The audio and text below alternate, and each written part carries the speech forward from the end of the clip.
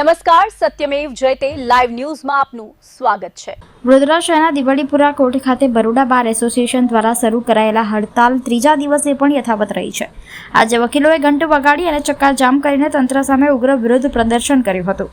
વકીલ મંડળે સ્પષ્ટ શબ્દમાં જણાવ્યું છે કે તેમની માંગણીઓ પૂર્ણ ન થાય ત્યાં સુધી હડતાલ પાછી ખેંચવામાં નહીં આવે। દિવાળીપુરા કોર્ટ બહાર આજે મોટી સંખ્યામાં વકીલો એકત્ર થયા હતા। વિરોધના ભાગરૂપે વકીલોએ ઘંટ વગાડીને સરકાર અને તંત્ર સામે નારાજગી વ્યક્ત કરી હતી। ત્યારબાદ રોડ પર ચક્કાજામ કરીને પ્રદર્શન કરવામાં આવ્યું હતું, જેના કારણે વિસ્તારમાં ટ્રાફિક પર પણ અસર જોવા મળી હતી।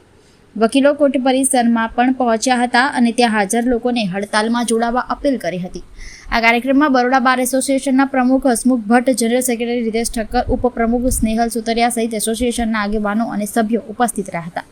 વકીલ મંડળે જણાવ્યું કે તેમની માંગણીઓ અંગે અત્યાર સુધી કોઈ સંતોષકારક નિર્ણય લેવામાં આવ્યો નથી, જેના કારણે આંદોલન વધુ તીવ્ર બનાવવાનો નિર્ણય લેવામાં આવ્યો છે અને આવનારા દિવસોમાં કાર્યક્રમોને વધુ વિસ્તૃત કરવામાં આવશે। ગુજરાત હાઈકોર્ટ દ્વારા જે પરિપત્ર બહાર પાડવામાં આવ્યો છે તેના વિરોધની અંદર વડોદરા વકીલ મંડળ દ્વારા ત્રીજે દિવસે પણ અચોક્કસ મુદતની હડતાલ ચાલે છે। આ ઘંટ વગાડવાનું મુખ્ય કારણ એ છે કે ગુજરાત હાઈકોર્ટને અમારે જણાવવું છે કે ગુજરાત હાઈકોર્ટની અંદર જે પરિપત્રો બહાર પાડ્યું છે એના અનુસંધાને મુદત લેવા માટે અરજી આપવામાં નથી આવતી। તે ઉપરાંત ત્યાં આગળ સ્ટેજ બંધ કરવા માટે પણ અરજી આપવામાં નથી આવે, કહેવામાં આવે છે ને ઓર્ડર થઈ જાય છે।